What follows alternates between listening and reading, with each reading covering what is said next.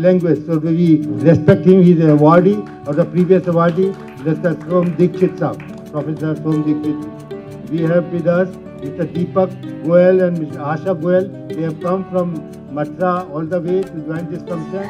We welcome to you. And we have Mr. K.L. Mehrotra. We welcome to you, Mr. K.L. Mehrotra ji. And Dr. S.C. Goel, who is the General Secretary of Aged Care India. We welcome you. And so many other dignitaries are here. And now, it is all Mrs. Rajdhani Agrawal, founder Mahila Mangal, has joined us. We welcome to you, madam. And Dr. Maharti Bharadwaj. Oh, she has come here. And she is a marvelous lady. Then you will hear the achievements which is done by the Apna Ghar, a home for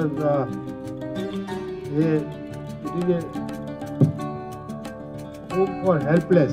So that Dr. V.D. Agrawal will introduce about what is being done by this Apna Ghar. So I request now Dr. Sushil Chandra ji to please start the felicitation and award ceremony. And it is up to her how he starts. Dr. Sushil Chandra, please say a few words. And we also welcome Mr. R.N. Grover and Mr. Sareen, ex-president of Investors Club, Mr. R.N. Grover of Vice President Aged Care. Thank you, our National President, Honorable Shri Chaturvedi ji, and thank you, Girish Bhai, as I usually call you, and all my colleagues on the dais. I have a very honorable responsibility this afternoon to first introduce the chief guest, the guest of honor, Srimati Kamalaji, who planned her tour to India, and I don't know how she accommodated these dates for us. But it's not an accident, it is by design that she's here. Since she will be our guest of honor, I thought it might be a good way to start by introducing her. The introduction can take a long time, but I know about your patience and the limitations, so I'll be very brief on that part. Srimati Kamalaji is an absolutely outstanding international personality and a global citizen. Born and brought up in the United States of America, she lent her heart to spiritualism, to world values, spirituality, and advancement of culture all over the world. She is associated with the Church of Self-Revelation, of Absolute Monism, Mahatma Gandhi Memorial Foundation in Washington, D.C., of which she was the director, and now she is the president of the Mahatma Gandhi Foundation in the United States of America. Srimati Kamalaji was honored by Swami Premanandaji in 1978 and ordained as the minister of the church as well as former director of the Gandhi Memorial Center. She has been a speaker of choice by any number of organizations around the world to come and speak and give her benediction and advice to citizens across.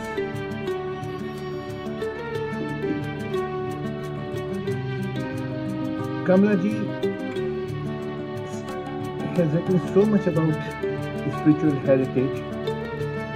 She has been an ambassador of Indian philosophy and the ideals of Mahatma Gandhi in the USA, the Association of Indians in America, the Second Convention of the Asian Indians in North America, 1962. She was the recipient of the Jamnalal Bajaj Award for promotion of Gandhian literature and values outside India. She was also recipient of the prestigious award by His Holiness the Dalai Lama at a ceremony in Bombay in 1995.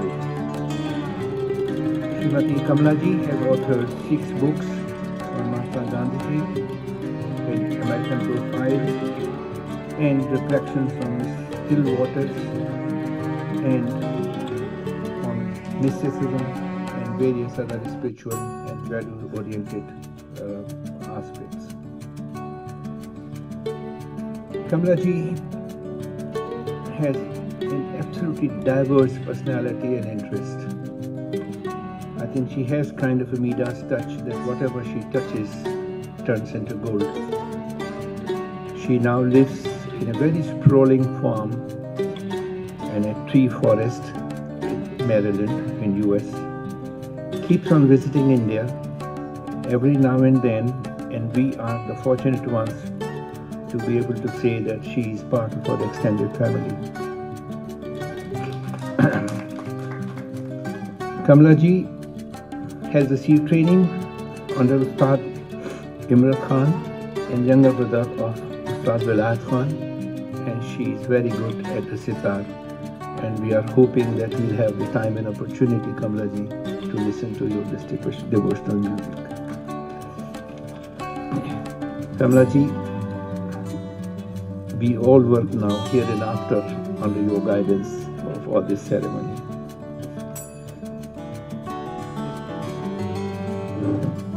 Shri Dr. Chandraji, all of you, to say I have given all of these speeches and yet to feel that it's difficult to speak at the moment may seem inappropriate, but I'm honest. I have to say that I'm very fortunate to be among all of you today. I'm very happy to have been able to come earlier to India than I thought I was going to, and as Dr. Chandra said, that's God's blessing.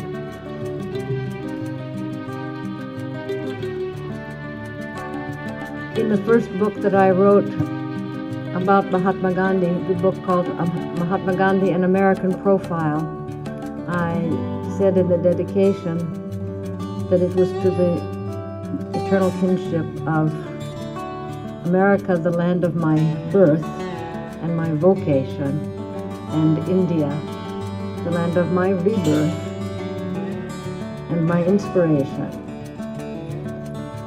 If I'm here in some way to be acknowledged today, it is only because of the heritage of this great nation.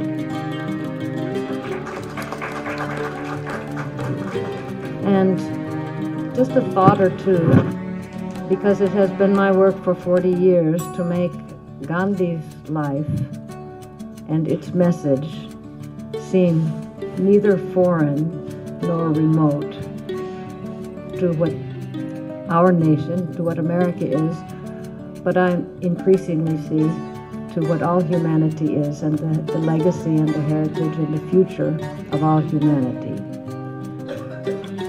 It's very inspiring to me to have been fortunate enough to have had this work to do.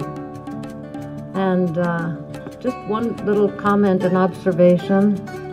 If we are interested by the definition of this esteemed organization to understand and respect our elders, those who have walked ahead of us on the path of life, and learn from their wisdom and their example, then it's equally important for all those who are elders, who are elderly, to understand that to live is to continue to learn. And I think the most contact that I have had and find with appreciation with those who have been accomplished, as so many of you have, in fields of service and education and intellect, literature, arts, is that the striving to learn never stops. One notable activity that we have at our Gandhi Memorial Center in Washington is a 10-week program with a lifelong learning institute. And people come to take courses. Ours is on India, on the message of Mahatma Gandhi, but also the cultural heritage that nourished him, which includes everything from the arts, music, dance, and so forth. But it's the ideas, the highest and the noblest and best of India, that draw people to come for this class. And these are people who are all retired.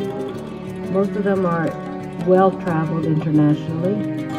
But the thing which is impressive as an example is that one who wants to continue to give and to live must continue to learn. And I think that that spirit of gaining more from life at every age is also, it's return waves. That's how we give, and that's how we learn to live more and better and to love.